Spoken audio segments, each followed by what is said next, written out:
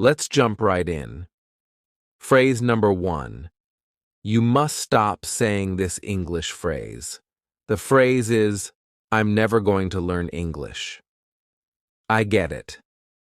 I understand that as you're on this English journey. You are going to have hard days, and I know that English is a challenging language to learn. I've seen thousands of students go through this very situation where they say this to themselves, I'm never going to learn English. I'm just not good enough. I keep trying, but I'm not improving. I'm just never going to learn English. You have to stop saying this to yourself. Why am I telling you to stop saying this? Stop saying this because it's not true. With time and dedication, anyone, listen closely, I am so passionate about this. Anyone can learn English and improve their language skills. It doesn't matter how old you are. It doesn't matter where you live. It doesn't matter what your current situation is. You can learn English. So, my friend, the first thing I need you to stop saying is, I'm never going to learn English. Don't say this ever again.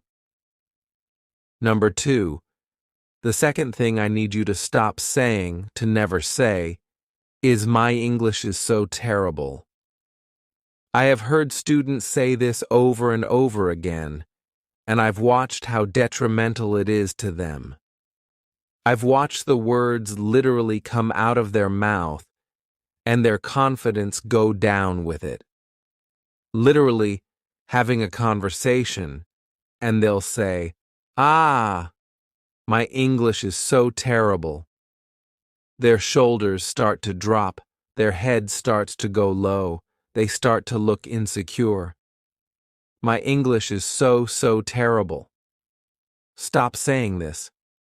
Why?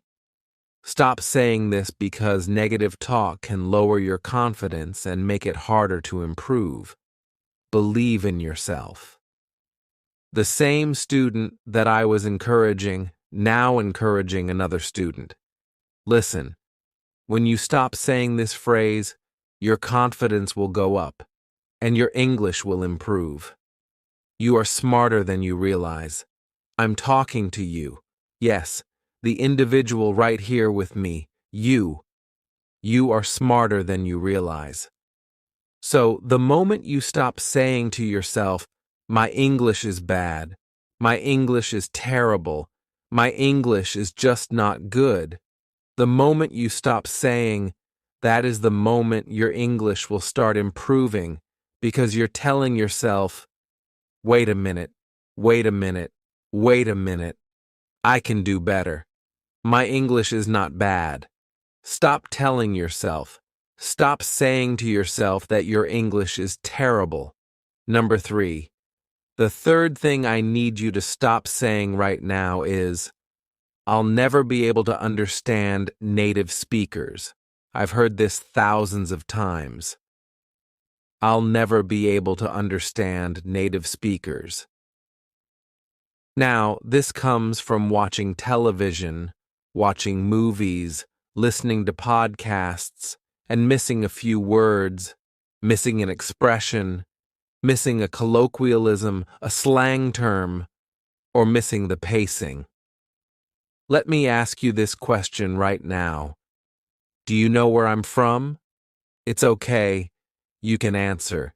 Do you know where I'm from? That's right. I'm from America. Do you know what my mother tongue, my first language is? You got it. English. That makes me what? A native speaker. And you are understanding me. Come on. I need you to realize what I'm realizing about you. I see your potential. I know that you can achieve your English goals. You have to believe it, so you have to stop saying to yourself, I'll never be able to understand native speakers.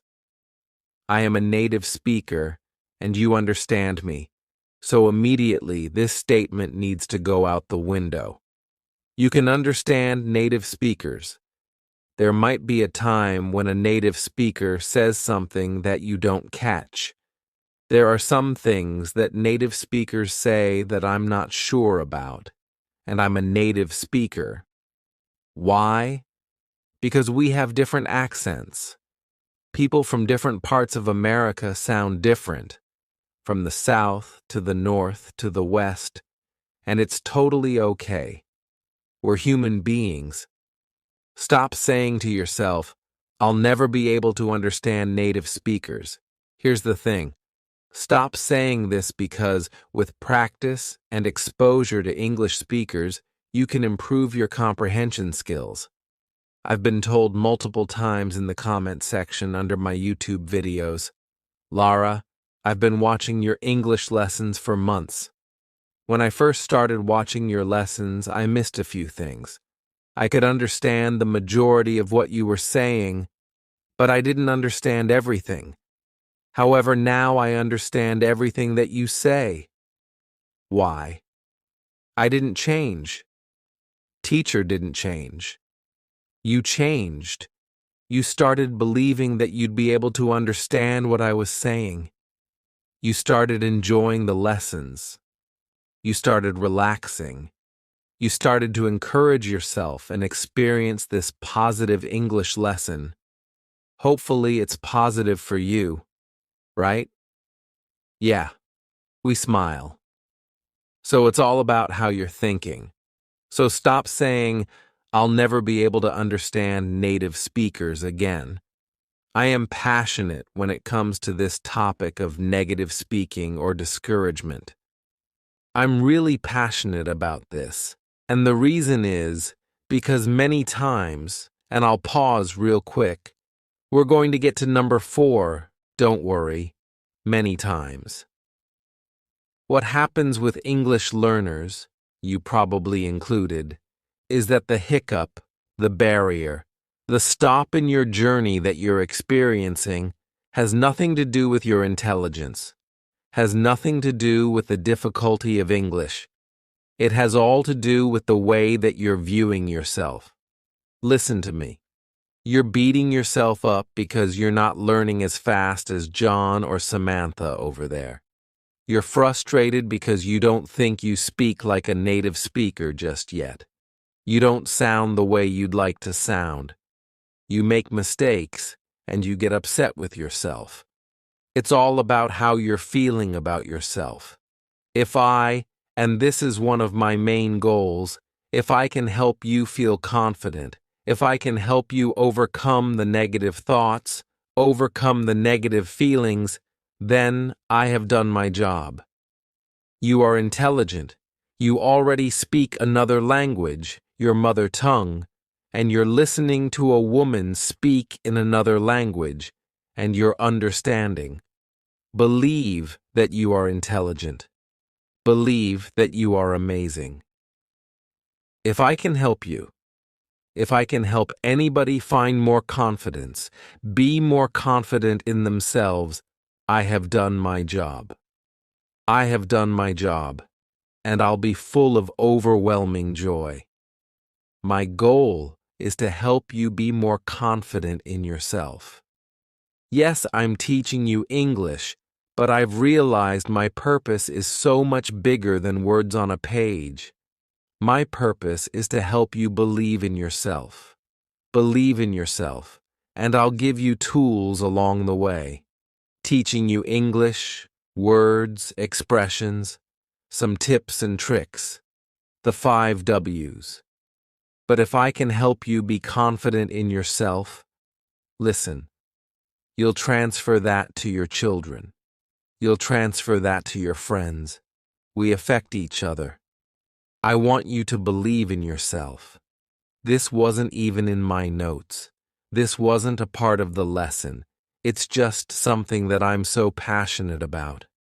I want you to believe in yourself. And in believing in yourself, there are things you have to stop saying. Number 4, stop saying, I'll always make grammar mistakes. Listen closely.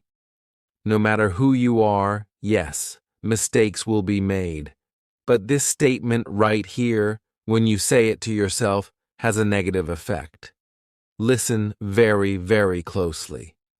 I want you to stop saying this because everyone makes grammar mistakes, even native speakers. Practice and improving your grammar takes time. So this is very different from saying, hey, I'm always going to make grammar mistakes. It's okay. Let me just keep working. That's a positive statement. What I'm speaking about is this statement. I'm always going to make grammar mistakes. I try my hardest and I just always make grammar mistakes. That feels different, doesn't it? That's what I'm talking about, the negative self-talk. I've tried hard and I'm always going to make grammar mistakes. Stop saying that. Stop saying that. Number 5. And I want you to be writing these things down so that you'll stop saying them. Number 5. Why can't I speak English fluently like everyone else? Let me say this. You are not everyone else. You are unique. God made you special. You are one of a kind. With that in mind, you cannot compare yourself to anyone else. For example, I'm an English teacher. I teach English online. There are tons and tons of other English teachers online. Absolutely amazing English teachers. I'm not like them, and they're not like me. We are individually amazing. I'm including all of us, right? Amazing English teachers. We each have our own unique skills. We can help students in our own unique ways. So, I'm not comparing myself to any other English teacher. Why? They're awesome, they're amazing, and I think I am too. Why? Because each and every person living on this earth is awesome, is amazing. We just have to realize it. So, my friend, my awesome, amazing friend, I need you to realize it does not matter what anyone else around you is doing. It doesn't matter what any other English learner is doing. Stop asking this question. Why can't I speak English fluently like them? Focus on your journey. Why? Everyone learns and improves at their own pace. Don't compare yourself to others. You're not like anyone else. You are uniquely you. You are special. Be patient with yourself and learn at your own pace. You got me? Good. The 6th thing that I want you to stop saying is, I'll never be able to pronounce English words correctly. Don't say that. Don't say that ever again.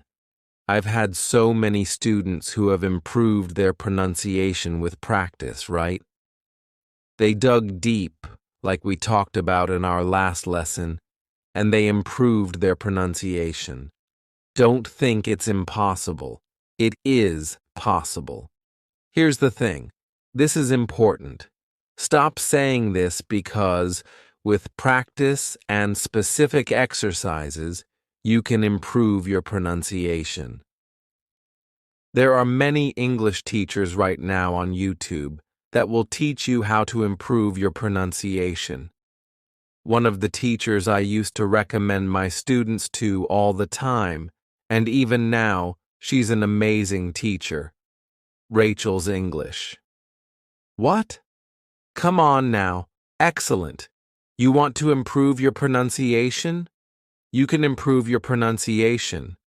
There are tons of lessons to help you improve your pronunciation. It's not impossible. You just have to find the right tips and techniques that work for you. Maybe Rachel's lessons will help you. Maybe my lessons will help you. Maybe another English teacher's lessons will help you. It's not impossible, and you have to remember that as you're on this English journey. Tip number 7. The thing I need you to stop saying. Number 7. English is too difficult for me. You're lying. Listen, that's a lie. That's a lie. Hi, that's a lie. You are more intelligent than you realize. You understand what I'm saying right now. You're understanding the words that are coming out of my mouth. That proves that you're intelligent. Do you need extra time? Possibly. It's your journey. But English is not too difficult for you. Listen to me very closely. Stop saying this because every language can be challenging to learn. Korean was not easy. It was a very difficult language to learn, but it wasn't impossible. With time and practice, you can improve, but you have to believe that. Again, stop saying, English is too difficult for me. Number 8. The next phrase I need you to stop saying is, I can't understand English movies or TV shows.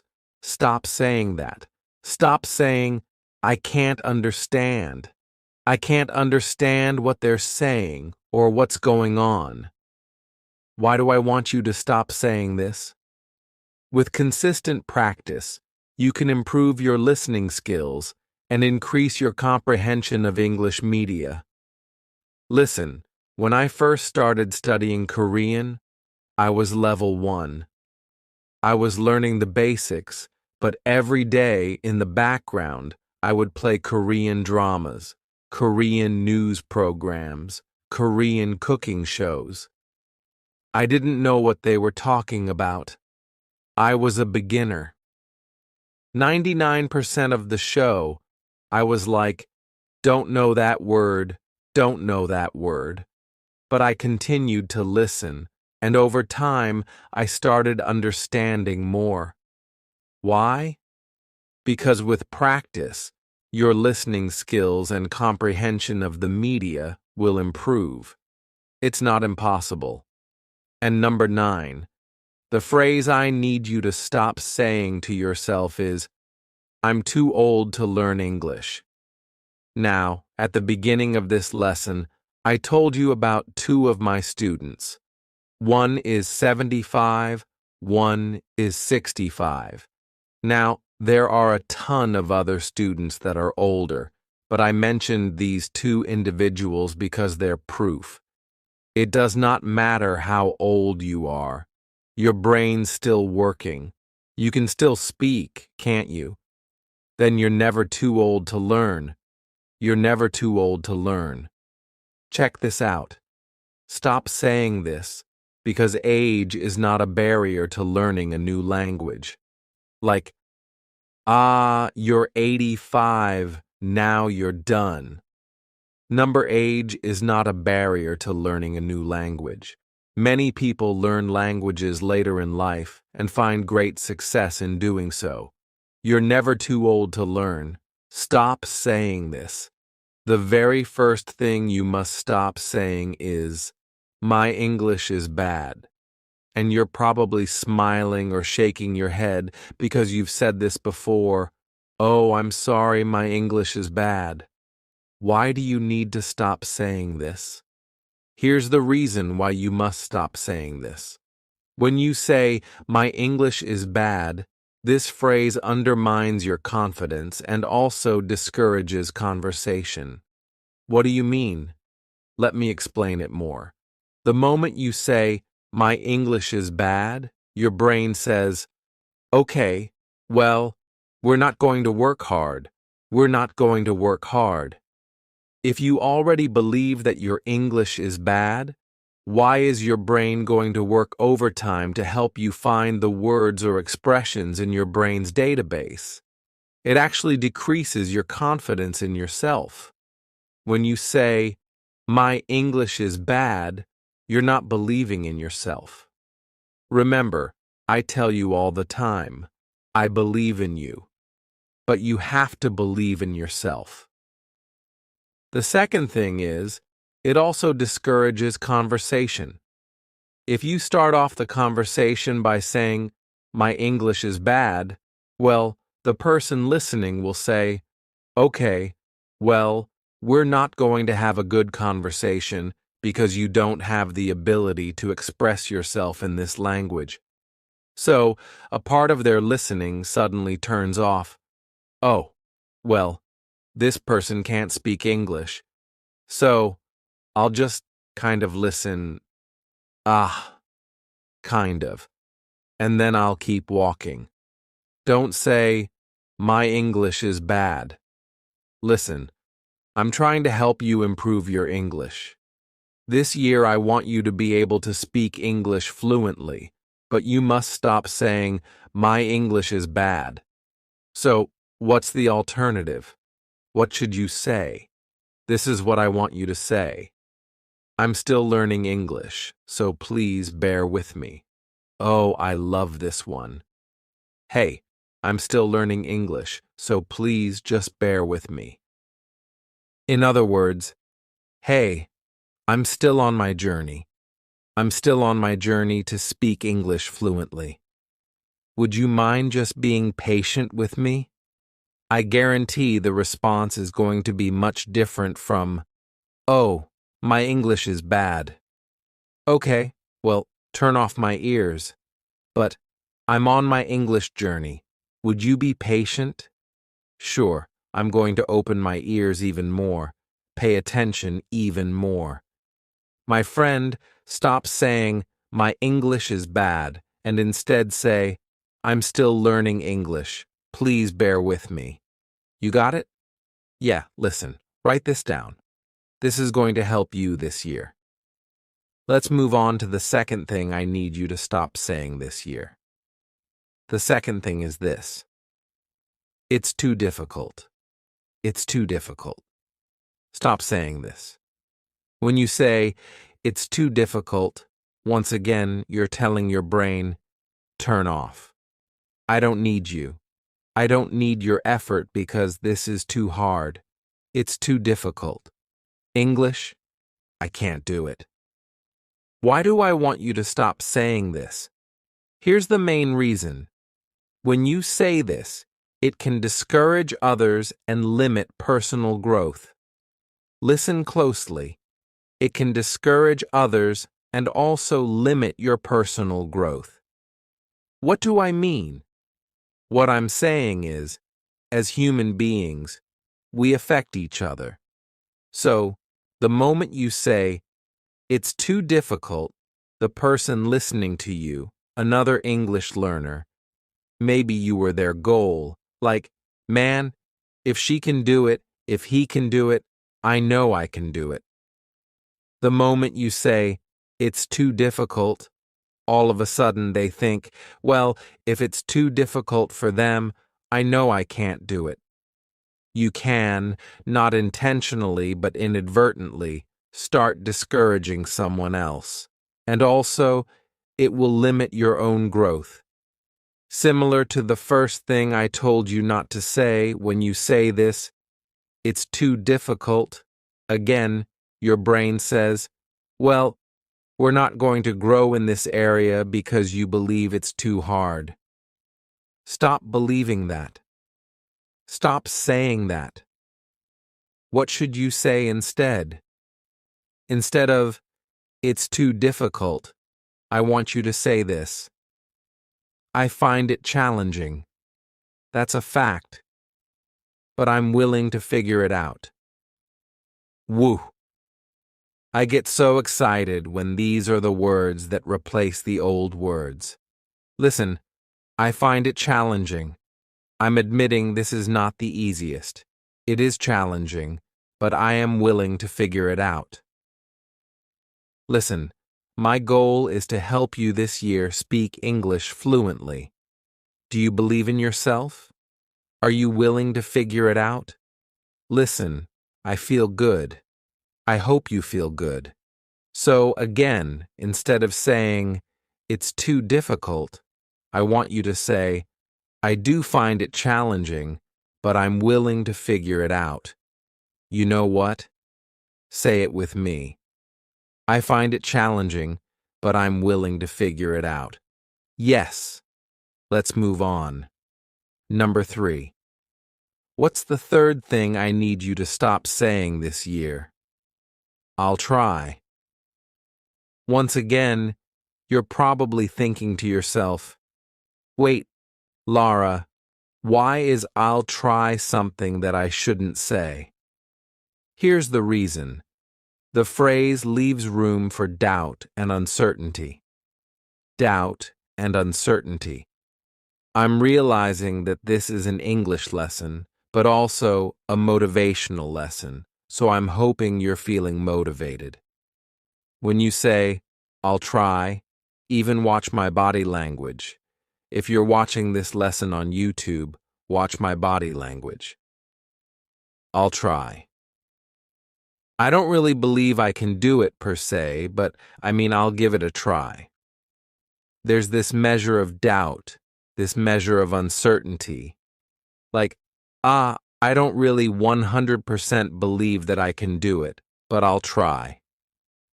So, what do I want you to say instead of I'll try? This is what I want you to say. I will do my best. Such a different phrase. I'll try. Not sure if it's going to happen, but I'll try. Versus, I will do my best. I'll give it my all. I'll give 110%. Listen, as your English teacher, and I'm sure, or I hope, you guys can feel this. I hope you realize how passionate I am about helping you achieve your goal this year. I'm not trying. I'm doing my best. I'm giving 110%. Why? Because I believe in you.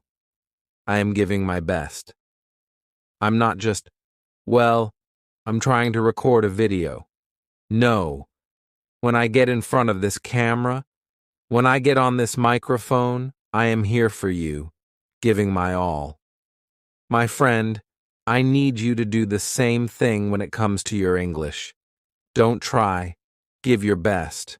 Don't slack off. Don't be lazy. You have control of your English journey. Listen, man, I believe in you so much. You have the power to take yourself to the next level. Why?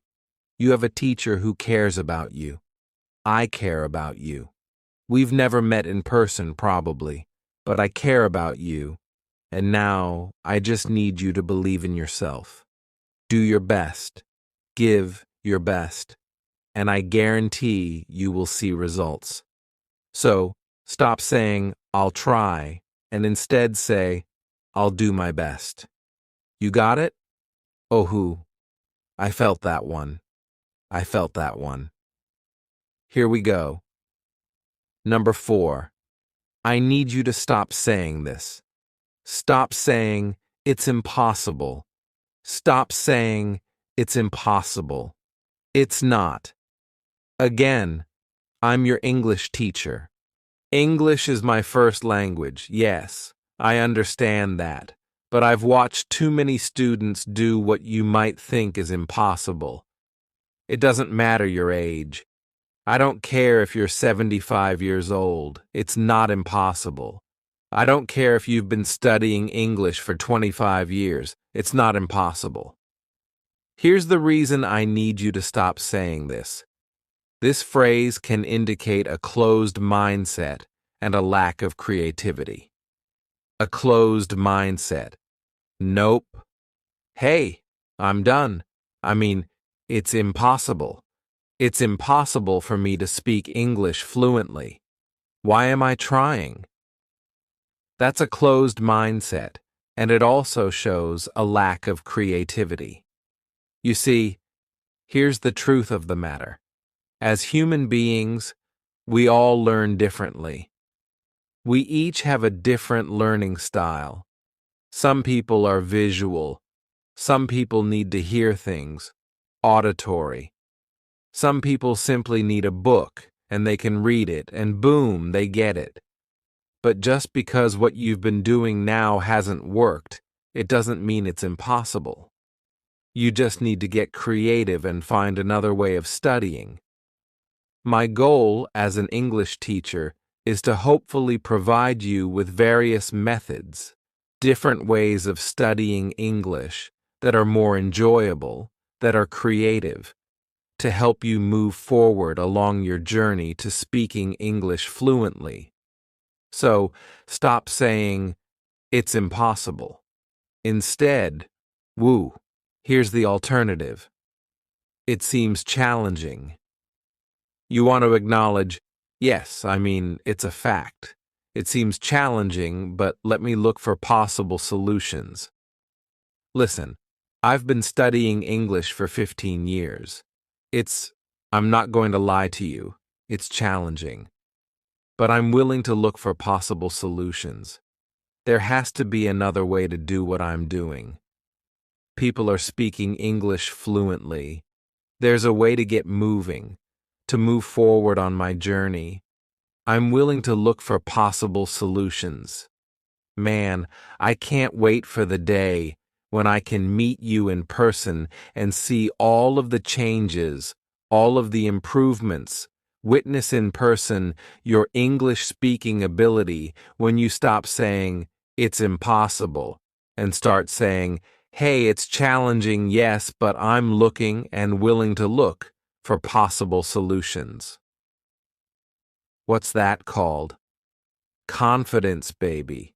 You can have confidence as a beginner, as an intermediate, and as an advanced English learner. Listen, believe in yourself wherever you are on your journey. It's challenging, but I'm willing to look for some possible solutions. You better say it. Be confident in yourself. Here we go. Number 5. The fifth thing I need you to stop saying is, "I don't need help, I'm good. I can do it on my own. I don't need help."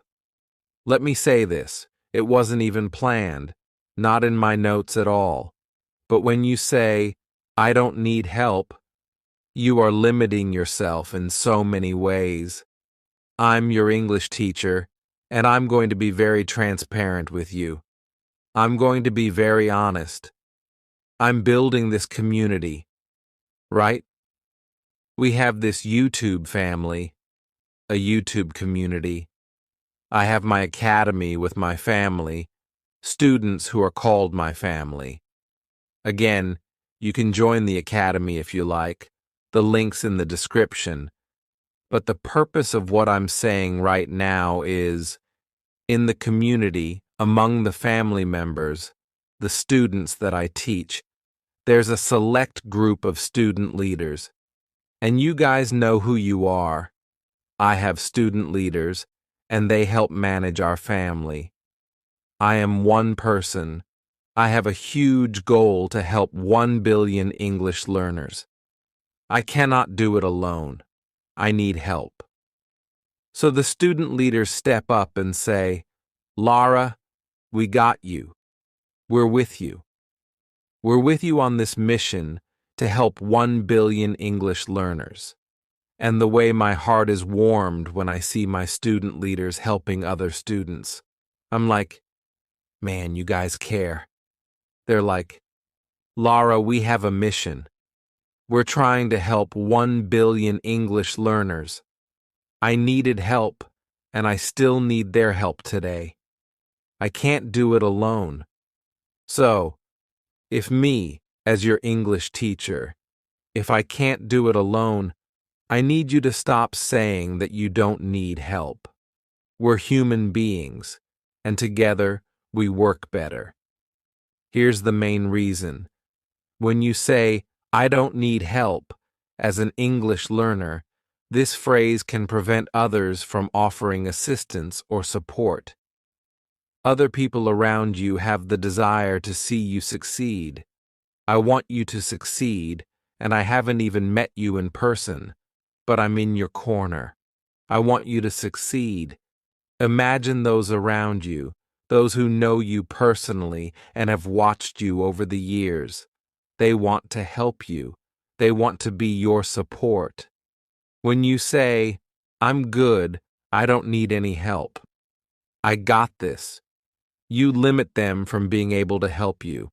Instead of saying, "I don't need help," I want you to say, "Thank you. I appreciate your offer. I could use some help with this." Just like your English. I appreciate your help, and I've seen it in the comments, and I do read the comments, and I appreciate each and every one of you. When you say, Lara, thank you for this lesson. You've changed my life. This lesson has helped me. You know what happens when I read those messages? They make me want to record more lessons. You are helping me give back to you even more. Let people help you. We become better individuals when we allow those around us to support us and help us on your English journey. Let people help you. You got me? All right, here we go. Number 6. The 6th thing I need you to stop saying is, I'm not good at English. I'm just not good. My English is not good. Similar to the first thing, I'm bad at my English. Stop saying that you're not good at English. The very fact that you're saying it in English. Isn't that ironic? I'm not good at English, but you're speaking English. You're speaking English. Stop saying, I'm not good at English. Here's the reason. When you say, I'm not good at English, this phrase in and of itself limits your own belief in your language learning abilities. Remember, I keep harping on this point. I keep emphasizing this point. I keep saying this over and over again. I, known to some as teacher and others as believe in you, but you have to believe in yourself. Stop saying, I'm not good at English. Instead, here's the alternative I want you to say. I'm still developing my language skills, but I'm determined to improve. Man, if I have a student that says that to me, you're talking about the smile that'll come on my face. Why? Because this is a sign of confidence. Listen, I'm still developing. I'm in the process. I'm on my journey, and I'm determined. I have made a decision to improve. You have to make a decision. This year is your year. You have to tell yourself, listen, yes, I'm on this journey, but I am determined to improve. Stop saying, I'm not good. Remind yourself that you're on a journey, and be patient with yourself. You ready? Let's move on. Here we go. Number 7. Number 7. Stop saying, I'll do it later. I'm okay. I'll do it later. Stop procrastinating. That's what this is called. I'll do it later. Here's the reason why this phrase. I need you to stop saying it. This phrase can lead to what? Did I just say? Procrastination and unfinished tasks. Listen, I enjoy these YouTube videos with. One day I'd like to study with her. I'll do it later. Now, I'm not telling you you have to study with me in my academy. I'm not saying that. There are many other great English teachers, and you might be studying with them right now. That is totally okay. What I'm saying, though, is you know where you are on your English journey. You know what you need to do to get to the next level. You know, my friend, you know you're smart. Stop saying, I'll do it later. Maybe it's a book you know you need. Maybe it's a course you need to enroll in. Maybe it is my academy you want to enroll in. Maybe it's a teacher that you want to study with in your native country. Whatever it is, stop saying, I'll do it later. Instead, I want you to say this. I'll start on it now, or I'll set a specific time to do it. Stop saying, I'll do it later, and either do it now or set a specific time. For my students in my academy, in the Daily English Lessons program, I have 365 daily English lessons in 1 year, moving them to the advanced English level. Every day, They follow a specific lesson that I've set up for them. Why did I set the program up like that? Because every day they know what they have to do. Stop saying, "I'll do it later," and do it now. We're talking about you, my friend, achieving your English goals this year. I believe in you, but I need you to believe in yourself. The very first thing you should never say to a stranger is, "How old are you?" Again, how old are you now? Here's the main reason why you should never say this to a stranger. You see, it is considered impolite, unkind, or rude to ask a stranger about their age. Now, I want you to pay attention. Notice that I am emphasizing asking a stranger his or her age. You can ask your friend or possibly an acquaintance, but never ask a stranger their age in English. This is seen to be impolite. Now, as you are on your English journey, you're going to be in many different situations, and sometimes you're going to feel uncomfortable. Maybe you forget a word. Maybe you forget an expression. But I don't want you to be uncomfortable because you asked the wrong question or said the wrong thing. So the very first English phrase I need you to remember to never ask a stranger is, "How old are you?" You got it? Excellent. All right. This second English phrase you must never say to a stranger is, "How much do you weigh?" Listen, I'll say it one more time. How much do you weigh? Now, I'm going to tell you the reason, and then I'm going to go into even more detail. So, this is a personal question that can make people feel uncomfortable. Now, this lesson is specifically about English phrases and questions you should never mention or ask a stranger. But to be very honest, this one right here, how much do you weigh? Even if you're close friends, sometimes this is not the best question to ask. And you might be smiling now, especially if you are a female. As females, we are a bit more sensitive about our weight, so we don't talk about our weight as much as, say, a man would. And maybe you're a man, and for you, you're like, "Hey, Lara, I don't care. I'll tell you my weight."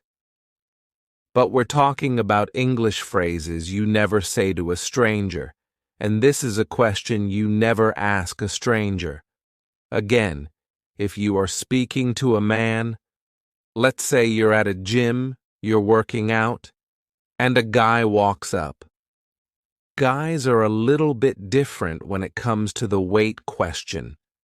Different, not in a bad way, but meaning that they're not as sensitive.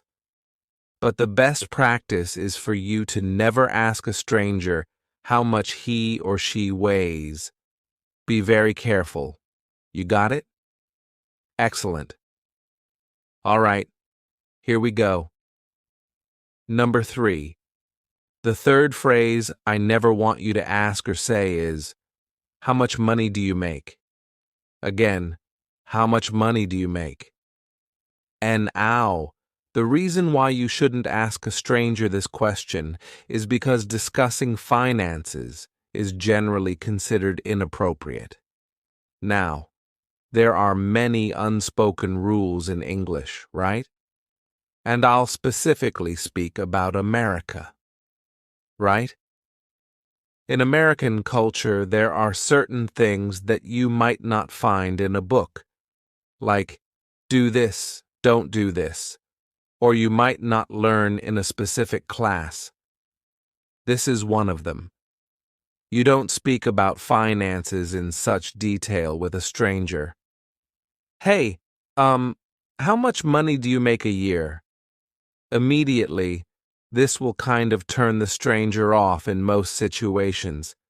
You don't talk about finances in this way with a stranger. So again, we're talking about things you shouldn't say or ask when you are speaking with a stranger. My goal is to help you speak English with confidence. But speaking English with confidence is not just about the words and expressions or grammar rules that you know. It's also about understanding the mindset of the individuals you will be speaking with, and that includes knowing what to say and what not to say. You got me? Excellent. So again, the third thing, never ask a stranger how much money they make. You got it? Excellent. All right, here's number 4. Number 4. Now, these are phrases and questions. Why don't you have kids? As I'm teaching you this lesson, again, I organized and prepared this lesson for you. But even as I'm teaching it to you, I'm realizing once again how important each and every question, each and every phrase I'm going to teach you is for you to remember not to say. This one right here, why don't you have kids? This can be, here's the reason. This can be a sensitive topic for some people. And now I'm going to speak to you as a woman, right? And I know even guys can experience this as well. There are many couples, many individuals who want to have children.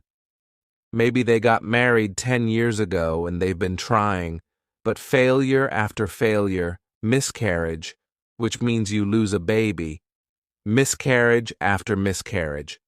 So many women are struggling to have children. Many couples, husbands and wives, want children but are not able to have children. So, if you, again innocently, ask them, "Hey, why don't you have kids?" how do you think they'll feel? They might not tell you, "Oh, we've been struggling for 10 years to have children," or "We've been struggling for the last year to have children, but we lost a child." I'm not going to go into detail, but you asking that question can be considered insensitive in American culture. Now, when I lived overseas, this was not the case, right? People would ask you all the time, "Hey, why don't you have kids?" They'd ask me if I wasn't married, or they'd ask other couples. But, again, being American, that question would always kind of catch me off guard. Why? Because in American culture, we are very sensitive. We understand that people have been through things. And it's not saying that people in your culture are not sensitive. It's just we are from different backgrounds, right? That's the beauty of the world, right? Globalization. We learn from each other, right? We learn how we think differently, right? So, I want you to please keep this in mind. Never ask a stranger, "Why don't you have kids?" I literally have friends who have experienced the loss of a child or who have experienced years of trying. So be very careful. Don't ask this question. You got me? Excellent. All right, here we go. Number 4. 5? Number 5. You look tired.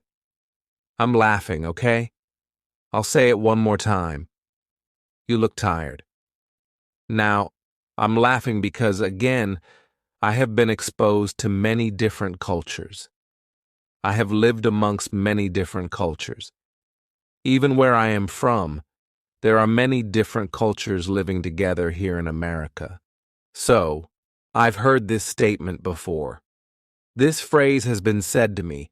I've heard someone say it to another person, and I've heard someone say it to a person they just met. A stranger. Now here's the reason why you should never, ever say this to a stranger. You look tired. Here's the reason. This might imply that they look bad or unwell. It's like you're telling the person, "Woo, baby, you don't look good today." Or, "Oh man, you had a rough night." How do you think that person will feel? Oh no, all of a sudden they'll become more self-conscious. Do I have bags under my eyes? Oh no, did I not put my makeup on right? For those that wear makeup. Oh no, you don't want an individual to be uncomfortable, right? We're talking about helping you speak English with confidence. Part of that, again, is not just the words and expressions and grammar rules, but it's also about understanding the mindset of the individuals you will be speaking with. If you know saying you look tired to someone will make them feel uncomfortable or not feel confident in themselves, that's automatically going to affect your communication with that person. Your conversation will experience a glitch, right? Their facial expression will change. Maybe they'll get irritated. Maybe they'll think that you're being rude. So, I never want you to say to a stranger, "You look tired." You got it? Excellent. All right, here we go. Number 6. You've put on weight. You've put on weight. And I'm going to be very vulnerable and transparent with you. So this is very true. Now, I'll tell the reason first, and then I'm going to explain something to you. Commenting on someone's body is considered rude unless it's a compliment. If you're like, "Girl, your hair looks good," or you say to a guy, "Man, your haircut, yes, you are looking handsome," that is totally okay. But when you comment on someone's appearance in a way that is not flattering, not a compliment, that is considered rude. So, I said I was going to be very transparent and vulnerable with you. Remember the statement, the phrase we're saying, you should never say to a stranger is, "You've put on weight." So this is actually something that I'm experiencing this now. In the last 2.5 years, I have put on weight. Why? Because I was taking some medicine. I'm totally okay, but I was taking some medicine, and one of the side effects of the medicine was gaining weight, and the weight came on very quickly. Now, I've said before, I have always been an athlete. My body type naturally is very athletic, an athletic body type, very muscular. It was very easy for me to build muscle.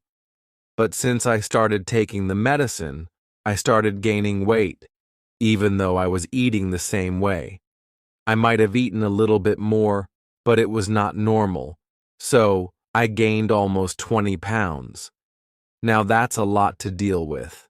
So, imagine me, again, being vulnerable. I'm trying to deal with this weight gain. I'm not used to it. My entire life in high school, I was the most athletic. In college, I was the most athletic. Now, I'm dealing with this, right? Fast forward 20-some years after college, and now I'm dealing with this. And if someone walks up to me that I first met, right, one of my students, "Hi, teacher. Oh, wow, you've put on weight since I first saw you on YouTube." How do you think I would feel? Now again, I've been around many cultures, so I would kind of roll with the punch and be like, "You're correct, I have, and I'm okay, because I can be transparent." However, if someone's already sensitive about something or thinking about something, and a stranger brings it up, or even someone they know brings it up, what do you think will happen? Exactly. It will make that person feel a little bit uncomfortable. Remember, we're talking about phrases you should never say to a stranger, and the effort is to help you, again, speak English fluently by understanding the mindset of the individual you will be speaking with. Make sense? All right. Good. Now, again, I'm totally okay. I still work out, I'm not taking the medicine anymore, so I'm fine. I wanted to use my situation just to help you understand. You got it? All right, here we go. All right, let's go to number 7. Number 7, asking someone this question: are you sick? Again, are you sick? Now here's the reason why this is a question you shouldn't ask a stranger. This could be seen as rude or intrusive. Now let me break this down a little bit more, right? Because you may be wondering, well, Lara, if they look sick, I really actually care about them.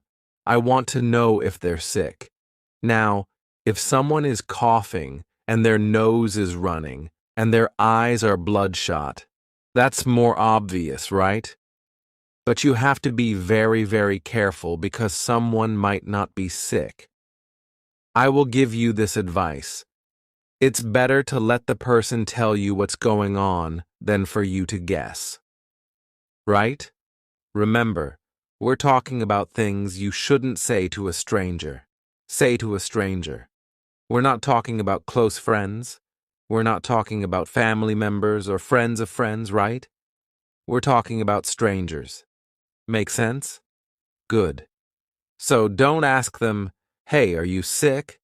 This kind of goes back to an earlier phrase we talked about where you would ask someone like, man, are you tired? You look tired. Same level. All right, so let's move on now to number 8. Number 8, you're too skinny. Again, you're too skinny. A phrase you should never say to a stranger. And I'll say honestly, don't say that to someone you know either. This, honestly, is considered body shaming, and it's never acceptable. Remember, if you're not complimenting someone on their appearance, don't say anything at all. And I know I have many students from all around the world, and in certain cultures it's totally okay. I have some friends who are Indian, and their parents, it's normal in their culture. Oh, baby, you gained weight. Or, oh, baby, woo, you're too skinny. You've got to put some meat on your bones, or even some of my Filipino friends. I understand that in different cultures, it's totally okay to make these comments. But remember, my goal as your English teacher is to help you speak English confidently and to understand the mindset of the individuals you'll be speaking with. I don't want you to be in an uncomfortable position, right? So again, don't say, you're too skinny. Have you ever heard of, anorexia? Right? Anorexia. That's where an individual, many times, can become skin and bones and still feel like they're fat. Right? It's an illness, and it requires some therapy to get over and to get through it. So imagine, in your opinion, this individual is skinny, someone you're meeting up with, but that person is experiencing anorexia. They might not have gotten to the point where they're skin and bones, but the moment you say, oh, you're too skinny, it could affect them as well. Well, wait a minute, I feel fat, but they say I'm skinny. And then it could be a spiraling effect. Well, wait a minute, so am I not fat? It's better to not say anything except if you want to give a compliment. You got me? All right, here we go. Moving on to number 9. Number 9. I don't care. Again, I don't care. Again, it's always interesting. I prepare these lessons, but then when I'm teaching them, I remember once again, wow, this is so important. So, this is actually taken as a sign of disrespect and lack of interest. You have to be very careful, right? I want you to imagine you're in this conversation with someone, right? And they're like, hey, I just got a new job. And you're like, I don't care. Like, oh, that's nothing to do with me. I don't care. Or, hey, we're going to get something to eat. I don't care. You're not intending to be rude. You're saying, hey, no worries. Don't think about me. You guys can go ahead. But I don't care implies again, I'm not interested. And it's actually kind of disrespectful.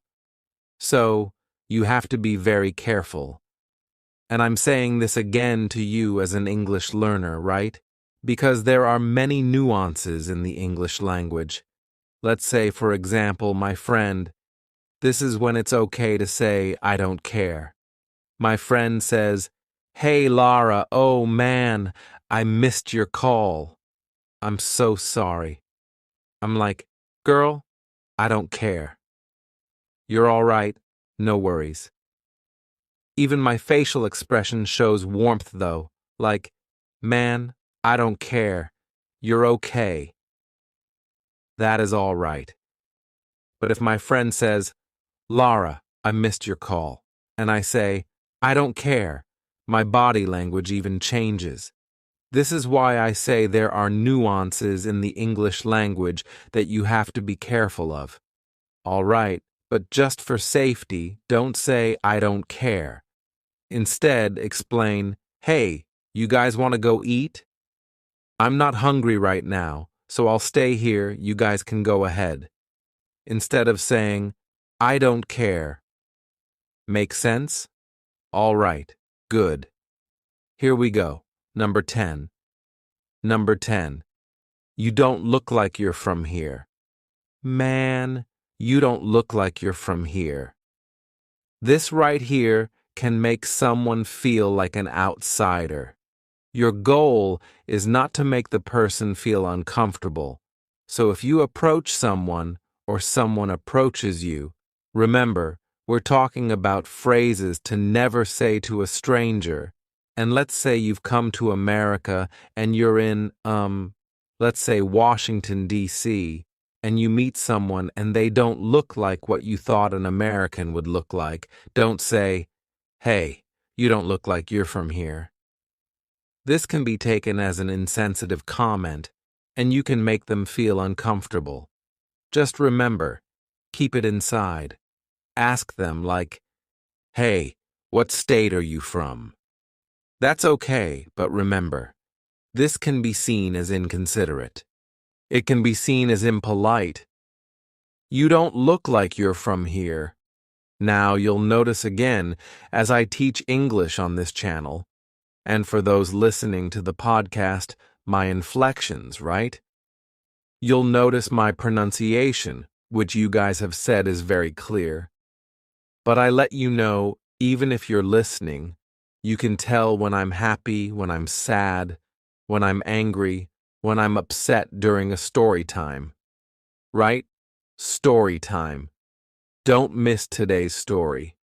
Again, as an English learner, I'm telling you not to say this because you're still learning the proper inflections, proper body language, and facial expressions.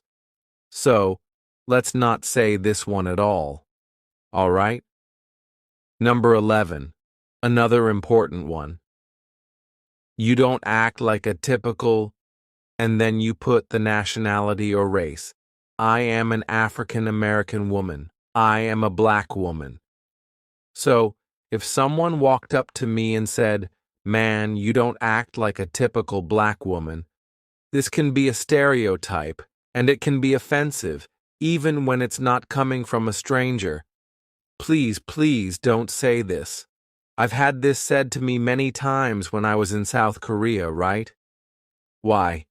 You don't act like a typical black woman, or you don't act like the black people I've seen on TV. The intent, there's no bad intent. I understand, but this can be not the best thing to say. It can be considered offensive, even if you say, you don't act like the typical white person, or typical Spanish person, or insert the nationality or race. Do not say this. This is very offensive in certain situations. All right, again, I don't want you to make the person that you're speaking with uncomfortable. This will affect your fluency, because the moment they get uncomfortable, their body language will change, their facial expression will change, and you'll start feeling nervous. That's not what we want. The very first thing that you must stop saying now is, I'll never speak English perfectly. I'll never be able to speak English like a native speaker.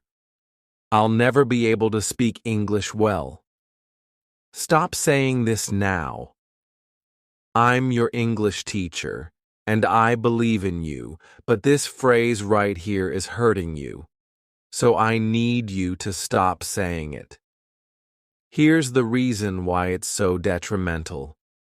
This mindset sets an unrealistic expectation of perfection and undermines the progress and efforts you've made. When you say to yourself, I'm never going to be perfect, your mind basically goes into this state.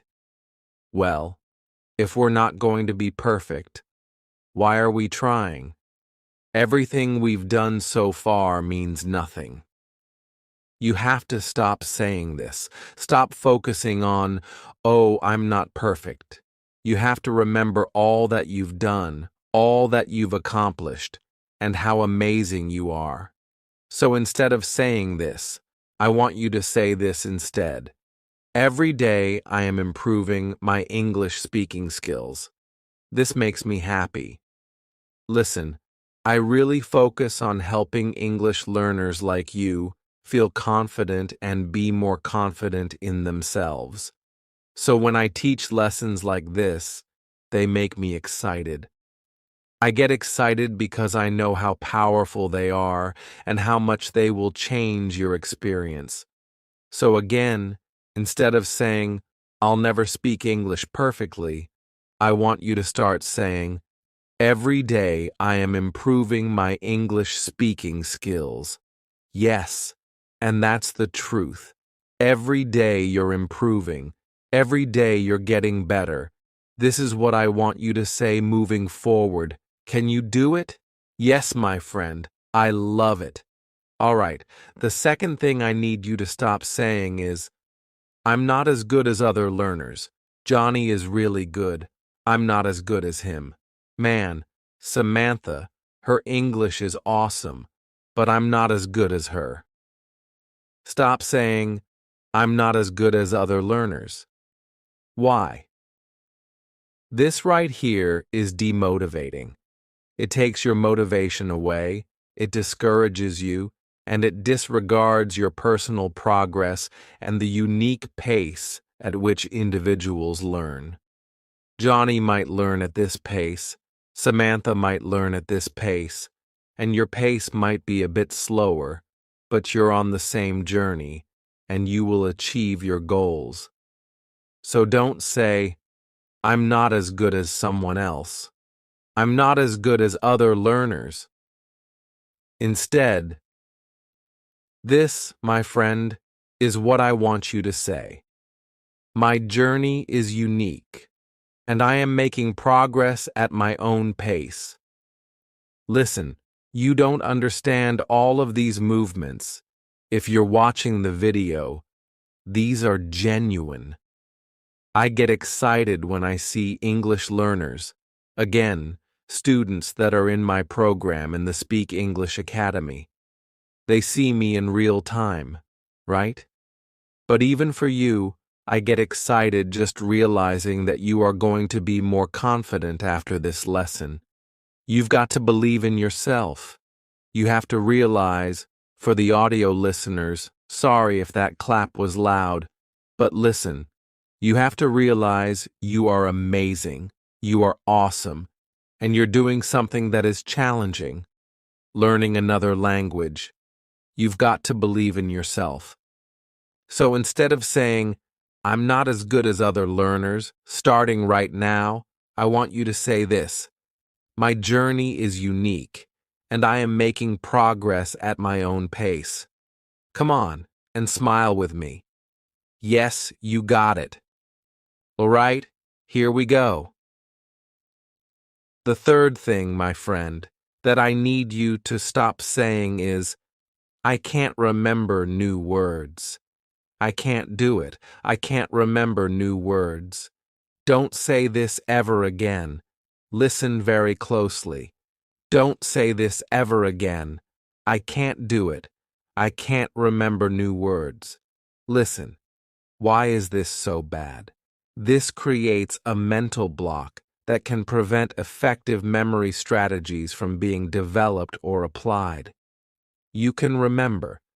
You are intelligent enough, you are smart enough to remember new words. Your brain just might use different methods or different strategies to remember things. When you think about the way other people learn, you have to stop saying, I can't remember new words. Here's what I want you to say instead. Man, I love it. I am developing new strategies to improve my vocabulary every day. Oh, and I want you to say it with confidence. I want your shoulders to be back. I want you to have a look on your face that lets the person know who you're talking to that, oh, this is a confident English learner. Once again, I am developing new strategies to improve my vocabulary every day. You see the difference? You see the difference, right? It sounds different from, I can't remember new words. Even those watching, my shoulders dropped when I said, I can't remember new words. The body language even changes. But the moment you realize, hold up, I can do this, and you change the words you use, I am developing new strategies to improve my vocabulary every day. Oh yeah, baby. Here we go.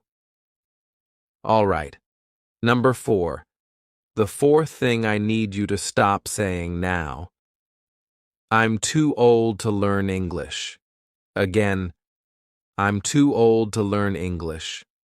I want you to stay till the end because at the end, during story time, I'm going to tell you a story about being old and learning another language.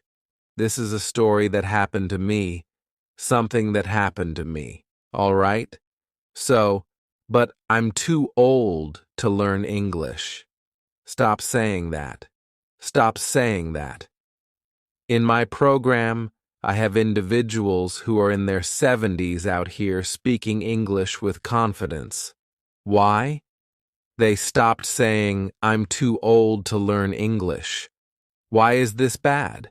It perpetuates the false, the untrue belief that language learning is age-dependent. It's not. Learning a language is not based on your age. The process, the method, the strategies are based on your age, but you have the ability to learn a new language at any age. It will just look different from someone else. You are never too old to learn English. So instead of this, I want you to say, learning knows no age, and I am fully capable of acquiring new skills. Come on now, one more time. Learning knows no age, and I am fully, not partially, I am fully capable of learning and acquiring new skills. Listen, you're about to leave this lesson amazing. Here we go. All right, number 5. The fifth thing I want you to stop saying, I have a terrible accent. One more time. I have a terrible accent. Stop saying that. I'm going to tell you why, but I want to add this to the lesson. I live in America. I live on the East Coast, not too far from Washington, D.C. On the East Coast, we have a certain sound, but when I go to California, or when I go to Louisiana, or when I go to Alabama, or when I go to North Dakota, everyone sounds different. We have different accents. And I know when you watch television, or you watch the news, or you watch movies, There seems to be this common accent, a common American accent, but even in America, there are varying accents. So I need you to stop saying this. Stop saying, I have a terrible accent. Why? This can lead to unnecessary self-consciousness and hinder spoken practice. Let me break this down. If you're constantly telling yourself, I have a terrible accent, you'll be less likely to speak. Oh, I can't say that. Why? Because my accent's not that good, and they're not going to understand me. And all of a sudden, this self-talk, the words you say to yourself in your mind, starts getting louder. Ooh, don't say anything. They're not going to understand you. Your accent's not good. Stop saying that your accent is terrible. Instead, I want you to say this. My accent is unique, and it will improve with practice. Again, my accent is unique, and it will improve with practice. It's okay to have a desire to sound like a certain American. Many students tell me, Laura, I want to speak like you. Hey, by all means, come on, mimic me, copy me, start sounding like me. That's totally okay. But as you're on the journey to sounding like me, as you're going through the process, don't discourage yourself. Don't tell yourself you're terrible. Instead, say, my accent is unique, and it will improve with practice. I'll start sounding like Lara eventually. My accent right now, though, is unique. You've got to remind yourself that you're on a journey and encourage yourself. Don't put yourself down. Here we go, number 6. The 6th thing I need you to stop saying, that was like a tongue twister. 6th thing. The tongue through your teeth, guys. Here we go. I'll never understand native speakers. Stop saying this. I'll never understand native speakers. Newsflash. I'm a native speaker, and you understand me.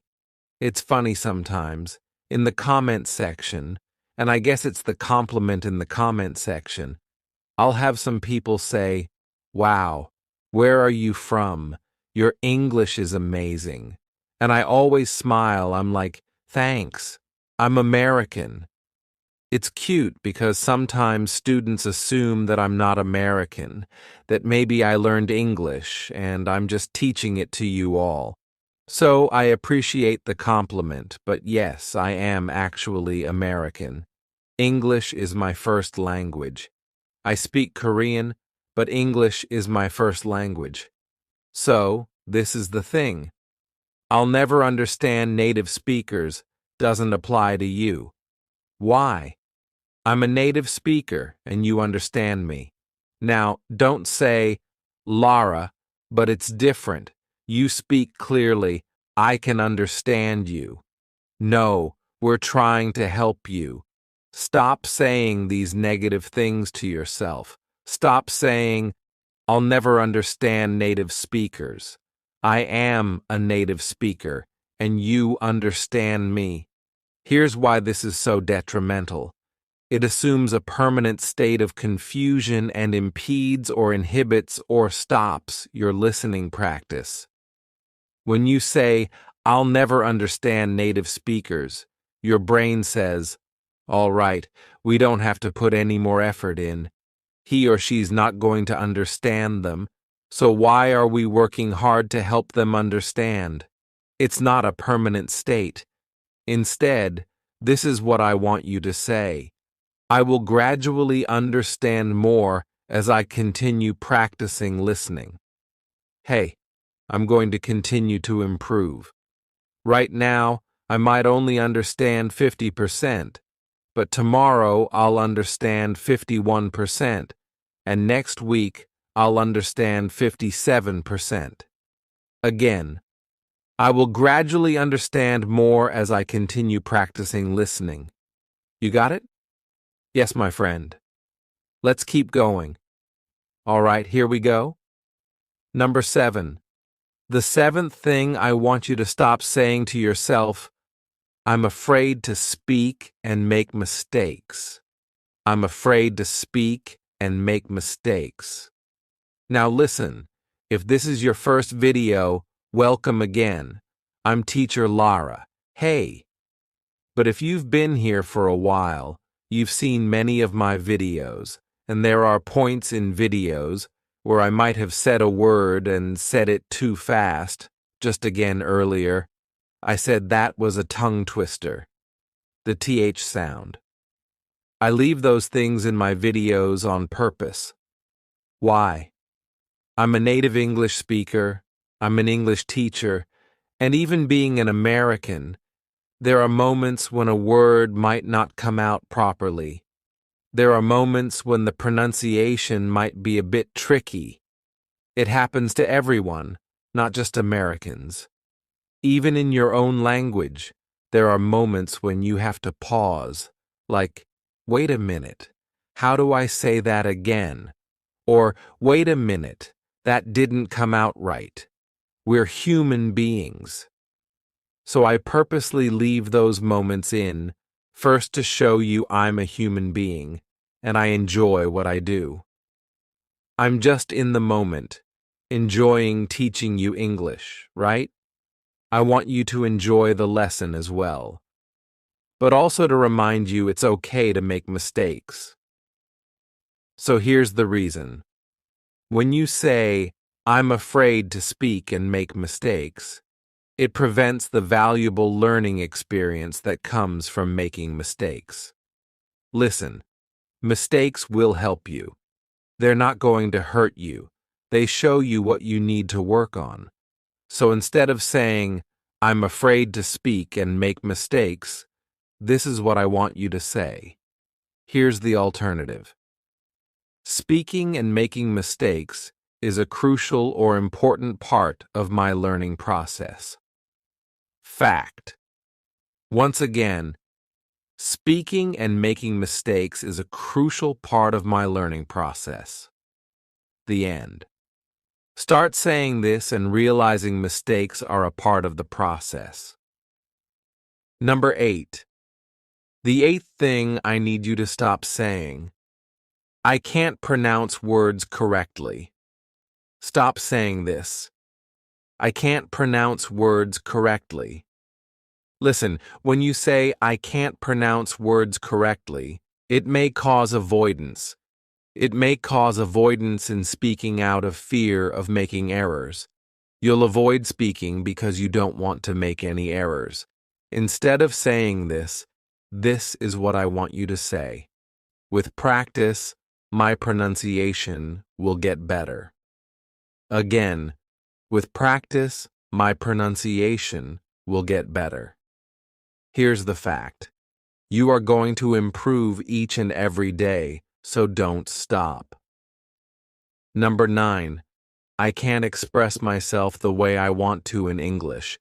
Stop saying this. Why? Here's the reason. When you do this, when you say this over and over, it may discourage you from practicing speaking and expressing yourself in different ways. I can't express myself the way I want to. Saying that over and over again will stop you from even expressing yourself in general. So instead, I want you to say this. You know, I'm learning new ways to express myself in English every day. Once again, you know, I'm learning new ways to express myself in English every day. Focus on saying this instead of saying that you can't express yourself the way you want to in English. Make sense? You got it. Listen, I want you to speak English fluently. I hope this lesson helped you, and I can't wait to talk to you in the next one. Talk to you then.